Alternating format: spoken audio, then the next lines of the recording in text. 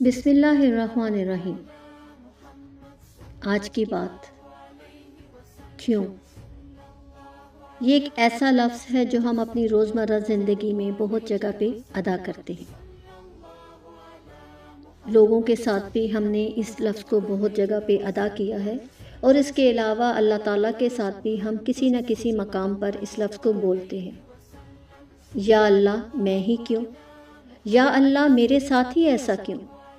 یا اللہ میرے ساتھ ایسا کیوں نہیں؟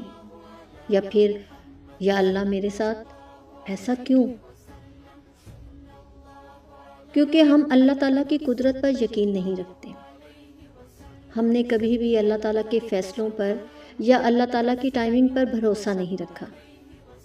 ہم نے کبھی بھی یہ بات سمجھنے کی کوشش ہی نہیں کی کہ جو دروازہ اللہ تعالیٰ نے بند کر دیا ہے، اس دروازے کو ہم جتنی مرضی دھکے دے لیں، وہ تب تک نہیں کھلے گا جب تک اللہ تعالیٰ کا حکم نہیں ہوگا۔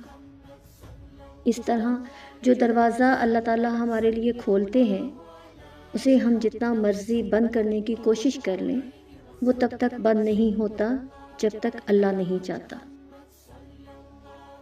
ہم کیا کرتے ہیں کہ جب اللہ تعالیٰ ہم پہ کوئی ایسا دروازہ کھول دیتا ہے جس سے ہم گزرنا نہیں چاہتے یا ہم اسے پسند نہیں کرتے، تو ہم ادھر ادھر بھاگنے لگ جاتے ہیں۔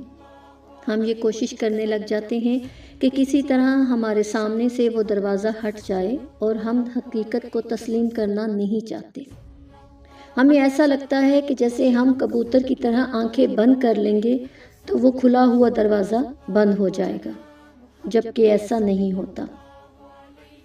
وہ دروازہ تب تک بند نہیں ہوتا جب تک ہم اس میں سے گزر نہیں جاتے۔ معاملہ بڑا آسان اور سادہ سا ہے۔ ہم خود اپنی مرضی سے، اپنی ہمت سے اس دروازے سے نہیں گزر سکتے اور نہ ہی اس کو بند کر سکتے ہیں۔ یہ سب ہمارے اللہ تعالیٰ کے حکم سے ہوتا ہے۔ اگر اللہ تعالیٰ کے طرف سے کھلے ہوئے دروازے سے ہم نہیں گزریں گے تو اللہ تعالیٰ ہمیں گھما پھرا کر اسی راستے پہ واپس لے آئے گا جہاں سے ہم اس دروازے سے گزریں گے۔ یعنی کہ سادہ اور آسان جواب یہ ہے کہ اللہ کے فیصلوں کو ماننے کے علاوہ ہمارے پاس کوئی دوسرا راستہ نہیں ہے۔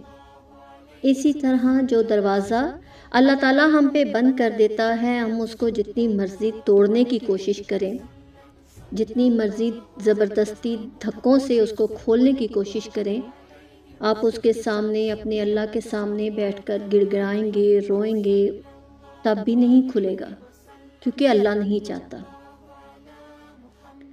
جب تک آپ اللہ پر توکل رکھنا نہیں سیکھ جاتے، میں یہ نہیں کہہ رہی، یہ بالکل نہیں کہہ رہی کہ بند دروازے کبھی نہیں کھلتے، بلکہ میں یہ کہہ رہی ہوں کہ بند دروازوں پر بس ایک محدود مدت تک کے لیے دستک دینی چاہیے۔ آپ اس بند دروازے کے سامنے بیٹھیں جو اللہ تعالیٰ نے آپ پر بند کیا ہے۔ آپ اللہ تعالیٰ سے پورے یقین کے ساتھ اس دروازے کو کھولنے کی التجا کریں، لیکن اگر بار بار مانگنے پر بھی، بار بار گڑ گڑانے پر بھی وہ دروازہ نہیں کھلتا، تو آپ اس بات پہ یقین رکھ لیں کہ اللہ تعالیٰ نے اس سے خوبصورت اور بہترین دروازہ آپ کے لیے چن رکھا ہے۔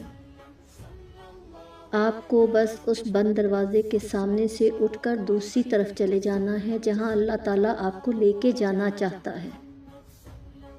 آپ کو ضد نہیں کرنی۔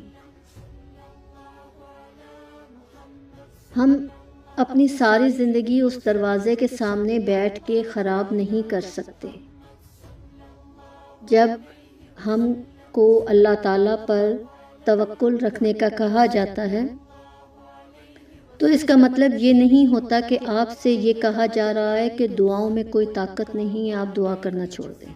نہیں، ایسا نہیں ہے، بلکہ ہمیں صرف یہ سمجھایا جا رہا ہے کہ ایک محدود مدت تک کے لیے کوشش کریں، دعائیں کریں، اور جب آپ کو یہ نظر آ جائے کہ اس چیز کا کوئی حل نہیں ہے تو اللہ تعالیٰ سے دعا کریں۔ اللہ آپ کو اپنے فیصلوں پر مطمئن ہونے کی ہمت اور توفیق دے۔ اور آپ کے دل کو اس راستے کی طرف موڑ دے جو آپ کے لیے بہترین ہے، جو اللہ نے آپ کے لیے چنا ہے۔ اپنے آپ کو ان چیزوں کے پیچھے ہلکان مت کریں جو آپ کی نہیں ہیں۔